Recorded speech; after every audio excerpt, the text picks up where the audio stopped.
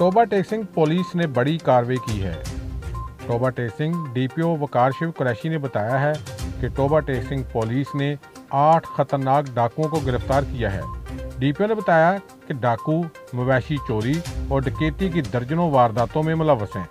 District police officer वकार शिव कुरैशी ने अपने दफ्तर में प्रेस कॉन्फ्रेंस करते हुए बताया कि थाना रजाना ने मुख्तलिफ इलाकों में कार्रवाई करते हुए 4 मवेशी चोर गैंग के सरगना समेत मुलजमान को गिरफ्तार किया और इनके कब्जे से सैकड़ों मवेशी बरामद कर लिए हैं। दूसरी जानब थाना रजाना पुलिस ने मुलजमान के खिलाफ मुकदमा दर्ज करके तफ्तीश शुरू कर दी है।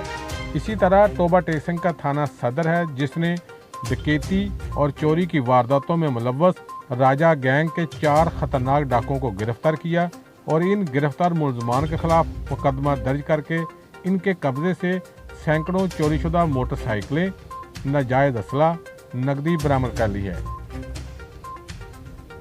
डिस्ट्रिक्ट पुलिस ऑफिसर वकार शिव कुरैशी का कहना है कि मुलजमान सूबा भर में मुख्तलिफ अजला में चोरी और डकैती की वारदातों में मुलव्वस हैं और खौफ व हरास पाया जा रहा था।